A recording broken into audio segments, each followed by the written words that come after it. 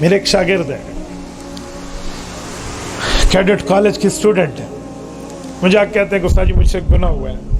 میں نے کہا بیٹا توبہ کر لو، اللہ معاف کر دے گا. گناہ کی معافی ہے، موت سے پہلے معافی ہے. ان اللہ یقبل توبۃ العبد ما لم یغرغر. صحیح بخاری میں حدیث ہے کہ غرغرہ ہونے سے پہلے جب موت گلے تک نہیں پہنچی توبہ قبول ہے، توبہ کر لے. کہ تو استاد جی بڑا گناہ ہوا ہے. میں نے سمجھا زنا ہوا ہوگا، میں نے عذر ہوئے حیا اس سے پوچھا نہیں. میں نے کہا توبہ کر لے، اللہ معاف کر دے گا، بڑے سے بڑا اللہ گناہ معاف کرے گا. بات تو سچی ہے. جب اس نے گناہ مجھے اصرار کیا نا کہ مجھ سے پوچھو، تو میں نے بادل نخواستہ پوچھا بتا کیا تیر مارا ہے. انہوں نے کہا جی آج امی کو میں نے 2 تھپڑ مارے. اللہ جانتا ہے میرا جسم میں جو اس وقت خون نے جوش مارا نا، میں کیا کہتا ہوں، میرے پاس لفظ ختم ہو گئے. بعض چیزیں فیلنگز ہوتی ہیں، احساس کے لیے الفاظ نہیں ہوتے. چینی بھی میٹھی ہے اور آم بھی میٹھا ہے، آپ اس میں فرق لفظوں کے ساتھ نہیں کر سکتے. احساس ہونا چاہیے، فیلنگز ہونی چاہیے. میں بالکل تڑپ گیا. میں نے کہا یار میں کیا کہوں اس بندے کو.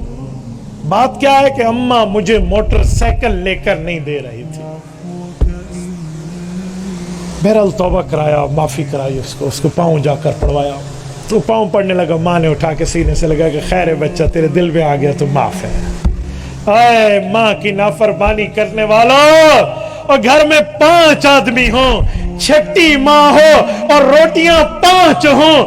جب 5 روٹیاں 5 بچوں کے سامنے ہو تو وہ ایک ماں ہوتی ہے جو کہتی ہے مجھے بھوک نہیں ہے بس تم کھا لو. ایک ماں ہوتی ہے، وہ ایک والدہ ہوتی ہے.